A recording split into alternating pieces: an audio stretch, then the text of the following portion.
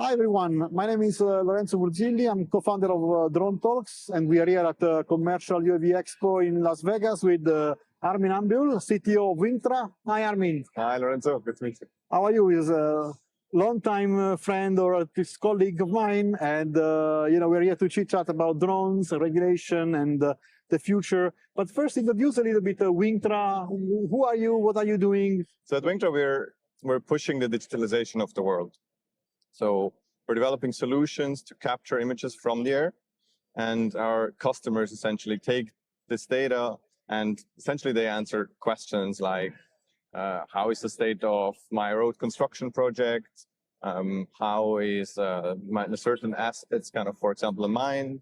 How many volumes do I have on my stockpiles? And essentially, so we're digitizing physical assets. And this is really something that is only kind of taking off right now, because we're used to digitalization in our private lives and business contexts on a personal level. But as soon as you step outside, your road, your buildings, essentially, how their state is, how they are maintained, it's not something that is very well documented in a digital world. So we're building digital twins of these assets. Excellent. And of course, you do that with a drone that you manufacture as well. So exactly. I think you're also a drone manufacturer on top of everything. Exactly. And, that's the means to the end. All right. That's amazing. And tell us a bit about your market. Of course, we are here in Las Vegas, so you must have a presence in the US, or at least you are looking to have one. Europe, of course. But what else? We're active very globally. We're based in Switzerland with our headquarters, but the US is one of our most important markets. It's been great in terms of adoption because it has rules in visual line of sight that are very enabling to actually go this step for our operators. Even though our platform is a vertical takeoff and landing platform, so it can fly larger distances. But at this point, I think not many people like to admit it, but the drone industry is still in a very, very early stage. So essentially, we're seeing quite some steps that need to be taken in order to really scale into that globally. So headquarter in Europe, the US is primarily sales and support, which is super important in this B2B market to actually make sure solutions are well supported at customers. And we also have another support and production hub in Europe, in Croatia. I like a lot of things that you said, so let's go and try to investigate each and every one of them. So first of all, you said the drone industry is still at the beginning, and I could agree more to that. And you mentioned about rules and regulations. It's like BVLOS, you're still there. Here in the US, you are Part 107, I guess, that enables those operations. In Europe, you have the open category. Tell us about these rules. Are they enabling you 100%? If not, why not? How can they be improved? Where can they be improved? What is your take on this? It's a tough question overall because it's getting very technical very quickly. In overall terms, I think the US has done a very good job enabling the low risk category of flights with Part 107 a couple of years ago.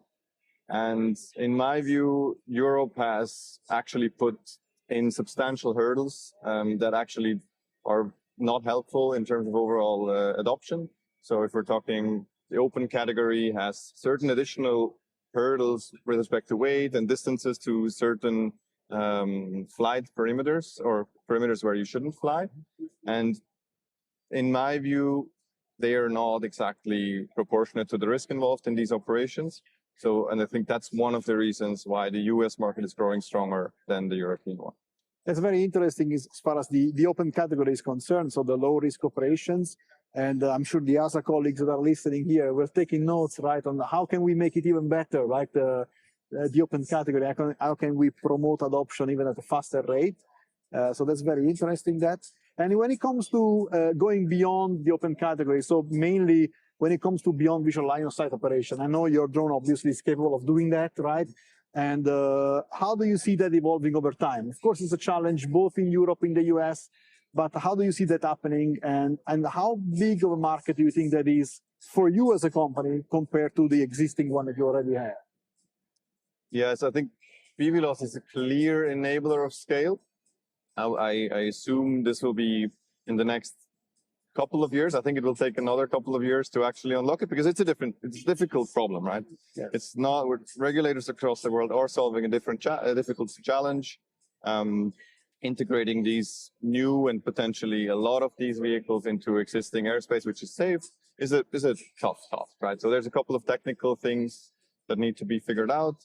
And definitely Wingtra sees a big opportunity there.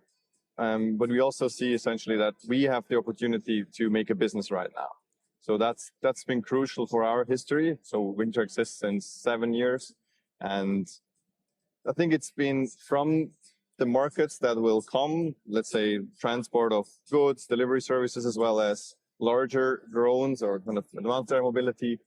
I think it's the first market, this aerial mapping market we're in, where you can actually have viable business cases today in visual line of sight. So, and that will of course only scale more if you have BVLOS, but that's why for us it's a bit of a delicate balance to focus right now and actually capture the market and make sure we're developing solutions and not just drones. Yes. In this market right now, and not just invest into what is in 3 to 5 years, because as I said, in many parts, our customers have proven business cases right now. We can earn money, they can earn money. And from there, there's still a lot of work to be done. That's kind of, I guess this was the vision both of the industry and of the regulatory authorities back in the days when all of these regulations were put into place. It's like this idea that companies can go from one step to the next while making profitable businesses in each step. So I think your message is, this is working, right? It can be adapted, it can be adjusted, it can be always improved, but somehow it's working, at least for you.